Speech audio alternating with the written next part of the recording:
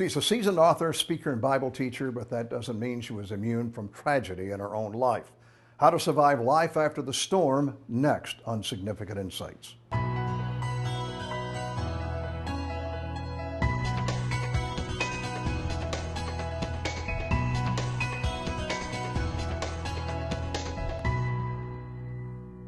Hello, welcome to Significant Insights. Good to have you with us today. You know, there's a saying, it's not a matter of if you're going to face a challenge, it's a matter of when. Of course, in John chapter 16, Jesus himself warned us that in this life we would have many trials and sorrows. But his encouragement was that he had come to claim victory over the world. And that means that we have his strength and comfort when we face trials.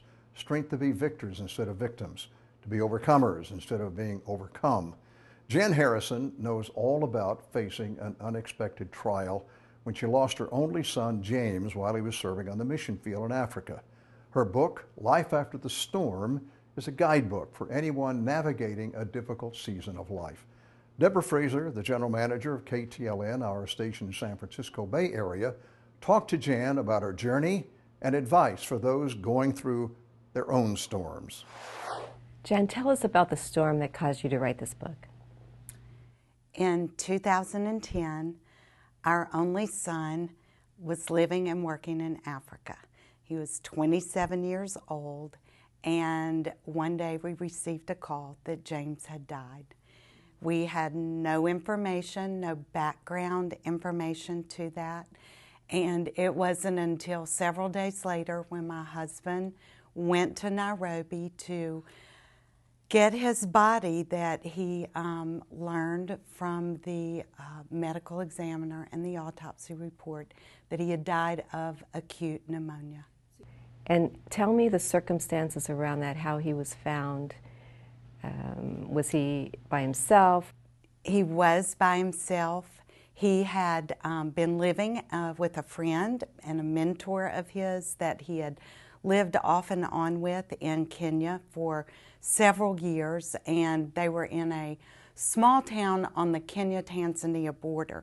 From time to time, James would go to Nairobi to check on business, to work on visa and work permits, and in the meantime, he would take odd jobs, just, trying to just get things in order. His desire was really to stay and to live there.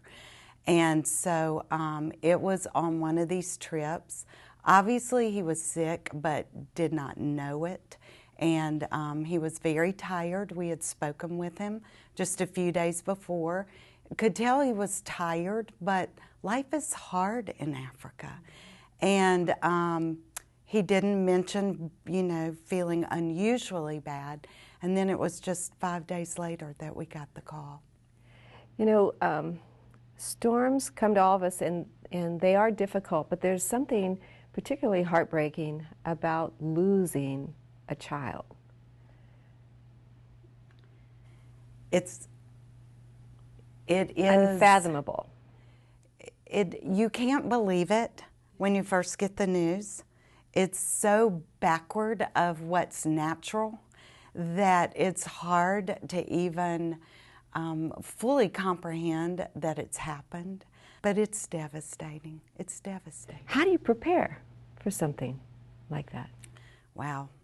I don't know that you can prepare for what your specific storm will be, but I do believe with all my heart that the Word of God informs us and tells us life is going to be hard, and there are going to be disappointments and broken dreams and difficulties.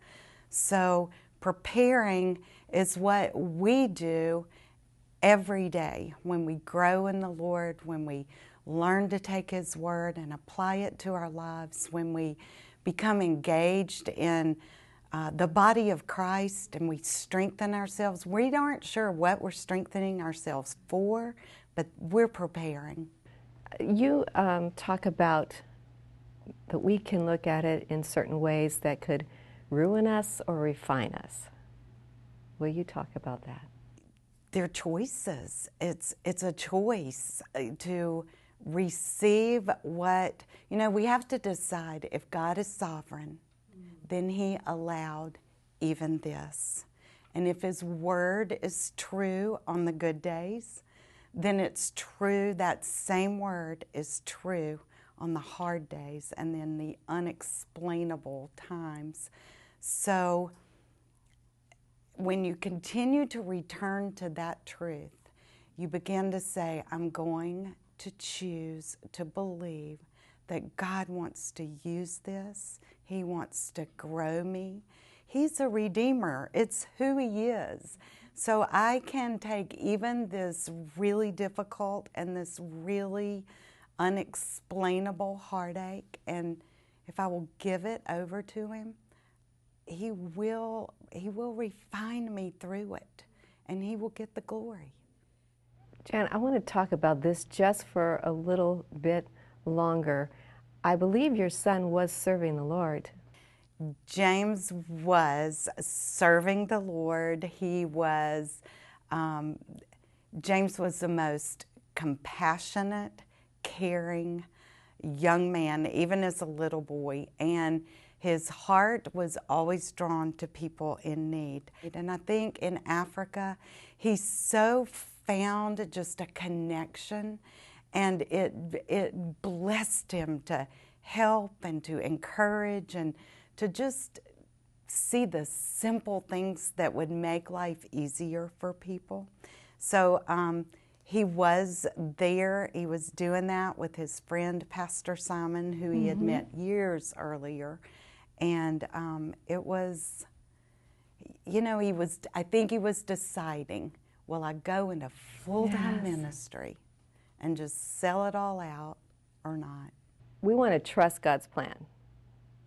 But does that mean that He is part of the circumstances, the tragedy that strikes? I believe yes. I believe He's there in everything. Did you believe it the day you got the call? Of course you question it. You're like, wait a minute, what about all the prayers? What about your promises? What about the times we have stood on your word? What about, you know, Lord, you said you would do. And, you know, I think it's okay as long as we take those questions back to God. And He's so just over time, He just continued to remind me, yes, those are my promises. This affected your husband as well. How did he deal with this, and how did you help each other? We dealt with it very differently, and I shared this in the book, but I want to share it because it was so profoundly helpful to me that maybe it would help someone listening. My pastor turned to me in those first few days when James, Frank is my husband, had gone to Nairobi to get his body.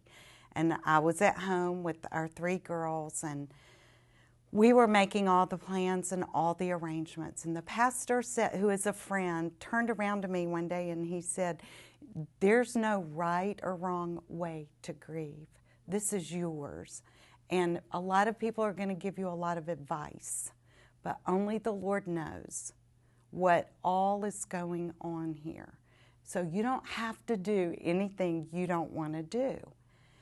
And he might have been referencing making plans and programs and funeral. I'm not sure, but I took it, and I took it to heart. And it was a statement that in my marriage, when we grieved differently and when we reacted differently, I would remember it's His. I can't tell Him how to do it. Just because the way He's doing it is not the way I'm doing it. Mine's not right and His isn't right. It's ours. And so I think that really helped us both give each other a lot of space to grieve. We are so blessed because we're on the same page with the Lord. And there were times when I would be so sad and just get that scary feeling. What if I fall into a pit this time and I can't get out? Which meant I was depending on my strength to get out. But, you know, he would just put his hands on me and he would start to pray for me. And, you know, we just, God has just brought us through. God has brought us through to this side of the storm. And we're learning to walk in this new world. When we come back, Jan shares the steps one can take to move forward after a storm. We'll be right back. You start to realize, you know, I'm getting stinky, unpleasant. I've been in this long enough, and I need to reach out towards somebody else.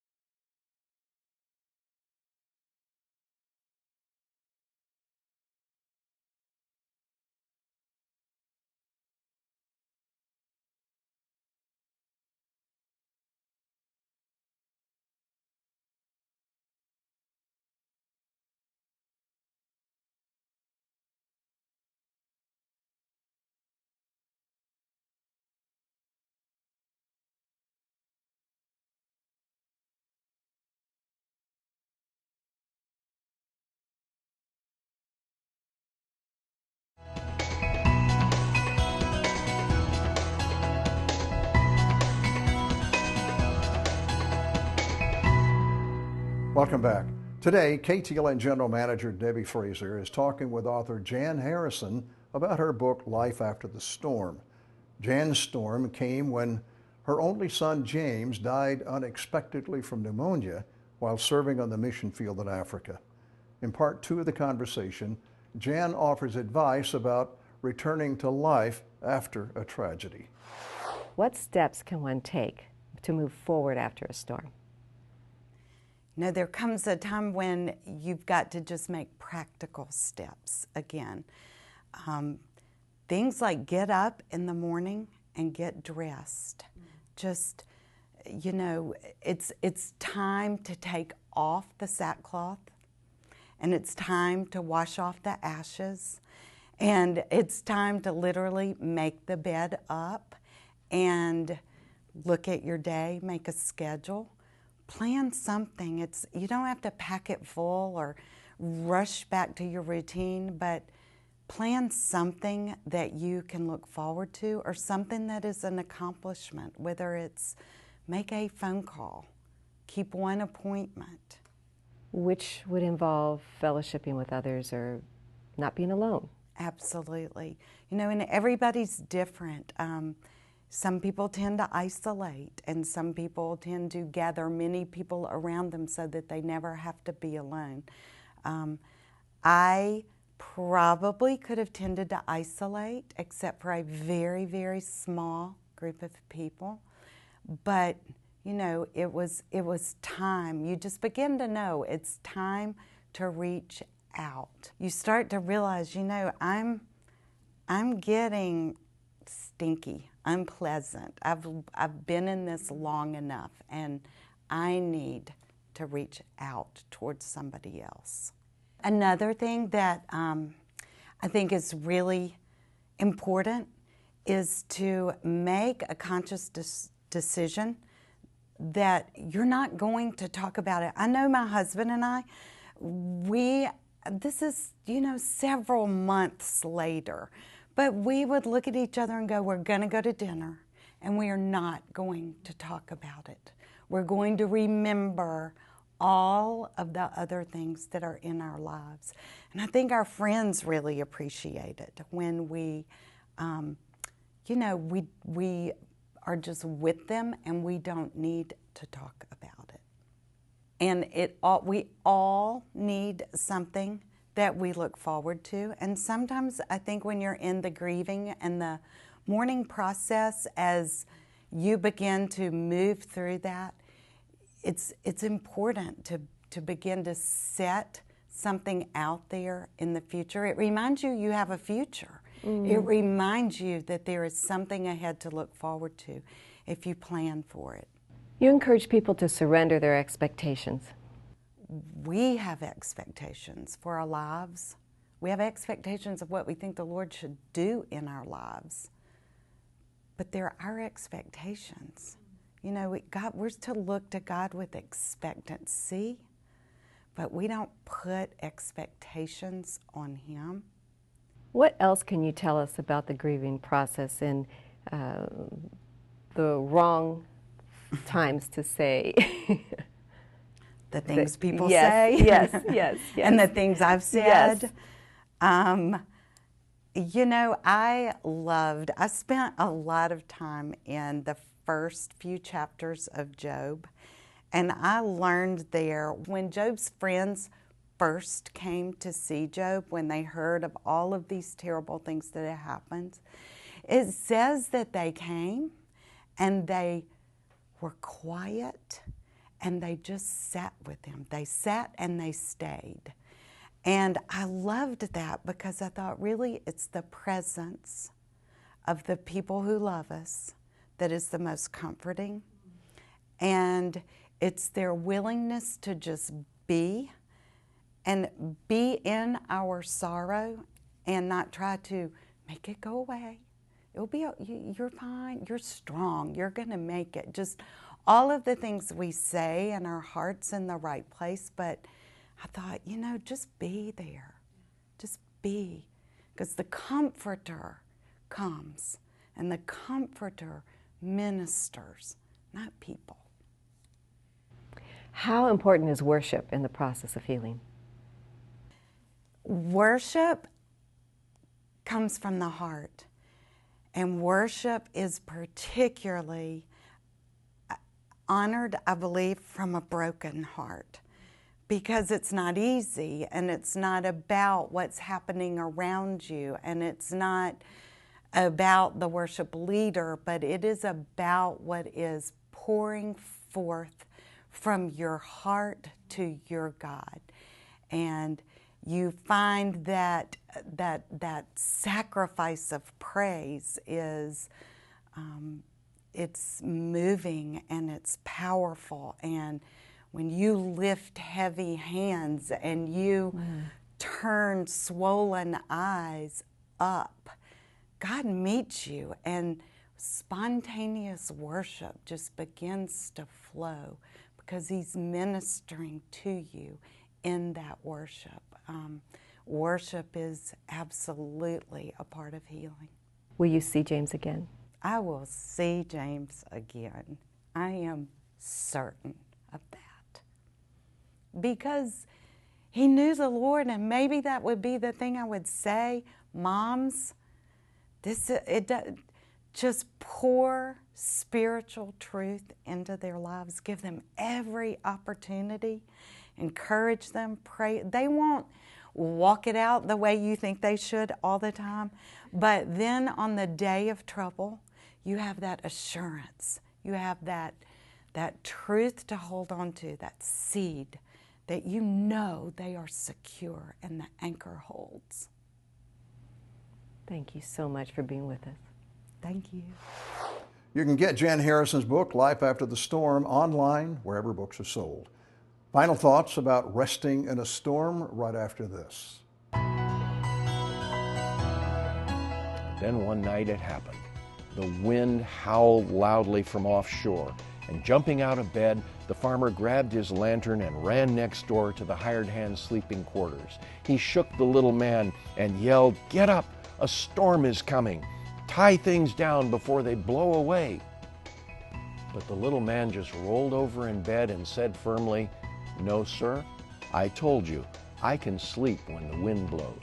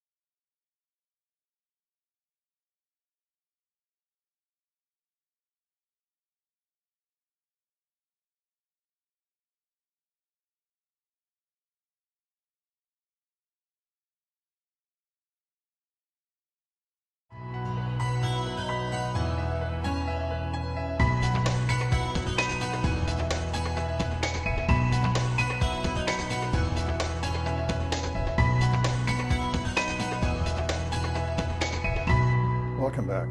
Jan Harrison has gracefully demonstrated that there is life, good life, after a storm. Will Nelkin, lead pastor at Trinity Community Church in San Rafael, California, talks more about storms in today's Final Thoughts. I want to share a story about a farmer who owned land along the Atlantic seacoast. He constantly advertised for hired hands because most people were reluctant to work on those farms. They dreaded the awful and violent storms that raged across the Atlantic and wreaked havoc on the buildings and the crops. So as the farmer interviewed applicants for the job, he received a steady stream of refusals. But finally, a short, thin man, well past middle age, approached the farmer. "Are you a good farm hand?" the farmer asked. "Well, I can sleep when the wind blows," the man answered. Perplexed by the answer, the farmer was still desperate for help, so he hired the man. And as it turned out, the little man worked well around the farm, busy from dawn till dusk, and the farmer was satisfied with his work. But then one night it happened. The wind howled loudly from offshore, and jumping out of bed, the farmer grabbed his lantern and ran next door to the hired hand's sleeping quarters. He shook the little man and yelled, "Get up! A storm is coming! Tie things down before they blow away!" But the little man just rolled over in bed and said firmly, "No, sir, I told you, I can sleep when the wind blows." Confused by his answer, enraged, the farmer was about to fire him on the spot. But desperate to take care of his crops and his farm, he ran outside to prepare for the storm. To his amazement, he discovered that the haystacks had all been covered with tarps, the cows were in the barn, the chickens were in their coops, and the doors were barred, the shutters were tightly secured, Everything was tied down. Nothing could blow away. And then he understood what the hired hand meant. So he returned to his bed also, to sleep while the wind blew. Doesn't this give perspective to the record of Jesus and his disciples as they crossed the Sea of Galilee? Suddenly, a violent storm rose. The wind blew, and the waves reached over the sides of the ship. The fishermen were bailing, and they were terrified for their lives. Meanwhile, Jesus was asleep in the back of the boat. Finally, they rushed to him and shook him awake and said, "Master, don't you care that we're dying?" To which Jesus responded, "Where is your faith?" And he stood up and he spoke to the winds and to the waves, and everything suddenly grew still. They were astonished. Why could Jesus sleep when the wind blew? Because he was prepared. He knew the end from the beginning. He knew his Father had his life in his hands and their lives too. He knew what was to come, and so he said, "Where is your faith?" In the storms of life that blow our way, we can have the same kind of confidence, because God, who knows the end from the beginning, has already tied things down for us. The storm won't destroy us. No harm will come to us. Our relationship with God is secure because Jesus has gone before us. He's prepared everything, tied it all down tight. Redemption is ours. Everlasting life is ours. So we can sleep when the wind blows. Wow. I love that analogy of are you prepared for the storm and having everything prepared for the storm. And I think that's a question that all of us need to ask ourselves. It's not, are we going to have storms? The answer to that is yes, we're going to have storms. The real question is our foundation strong enough or our roots deep enough to withstand the storm?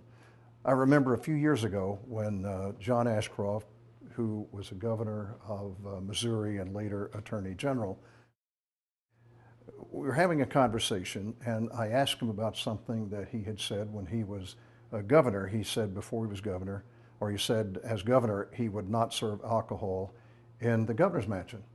And I said, how did you manage that? He said, I didn't manage it. I said, well, you really did because you didn't serve alcohol. He said, no, my wife and I made a decision when we got married about how we would live our lives. And one of the things that we said, we will not serve alcohol in our home. And when I became governor, the mansion was our home. So we simply managed our decision we had made a long time ago.